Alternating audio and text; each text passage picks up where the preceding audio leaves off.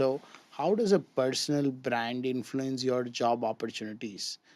Given that you've been there in one organization for the last 15 years, not a first hand experience, probably you would have helped people get there or you would have seen people get there. So, if you can touch upon it, Ki, how does a personal brand help you get better opportunities or bigger opportunities? So let me answer this in two parts. One for the person who's seeking for a job for the first time, uh, and two, the working professional. There are two categories of people. And then if you look at personal branding here, when it comes to the first time job seeker, what majority of the people, this is coming from the experience of working with an assessment and recruitment companies who are our clients, and also universities who are our clients, where the big debate is always about employability. Whose responsibility is employability? Is it the person who's getting recruited? Is it the recruiters, or is it the university or the institution that actually imparts this knowledge?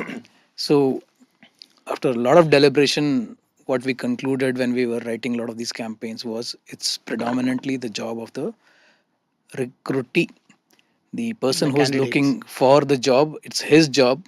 And the process doesn't start when in the last 50 days of the recruitment process. It actually starts from day one of him or her stepping into the university or the college. And while working with assessment companies, while we closely monitored the product development that happened to improve the employability of these students.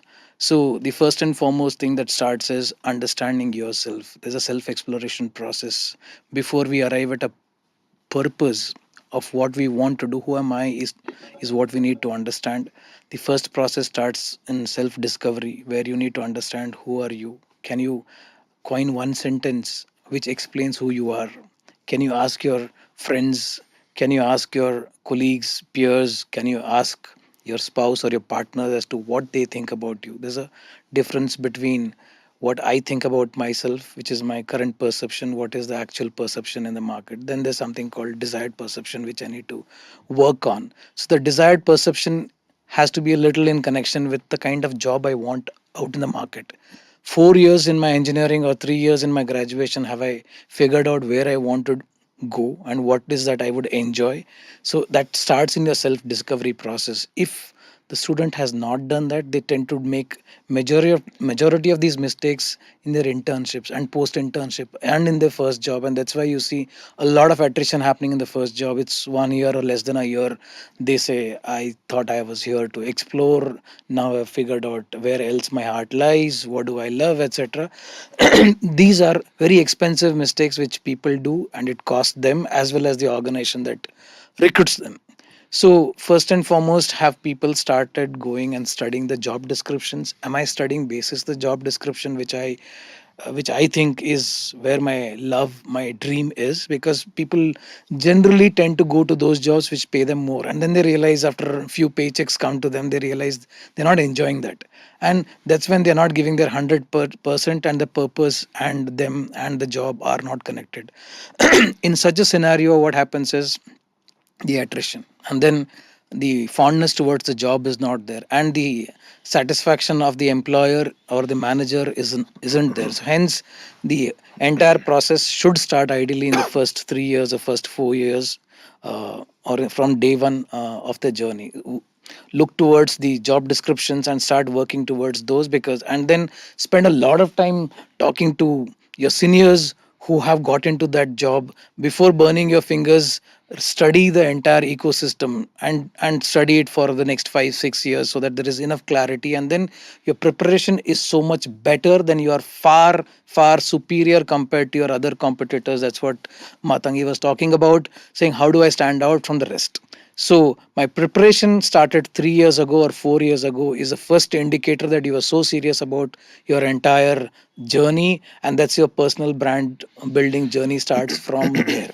And then what have I done, how deep have I gone into understanding the requirements, what skills are essential, how many internships should I do for that, what kind of project should I take up, so that you are not just that eligible candidate, but you are that most eligible, the most deserving candidate your recruiter should look at. And that's when the job becomes easy. Your first job is a pleasure, and then the whole journey of what you loved and what you're doing starts from there. That's the personal brand building journey, and then there is not much to look behind after that. So, follow up is that you enjoy, you are building you are becoming a brand in yourself. How does the world know that you have become a brand in yourself?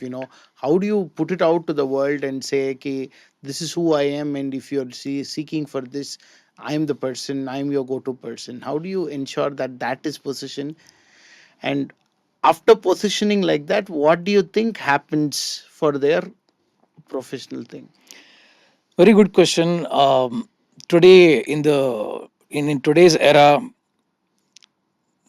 personal brand or brand is not what you want to communicate. It's about what the market or the customer or the consumer, in this case it's a recruiter, what he perceives of you is your current reality. That's your personal brand. So while you know who you are, does my recruiter know who am I? So that would, the first point of communication there is built in your CV, your profile that you start building.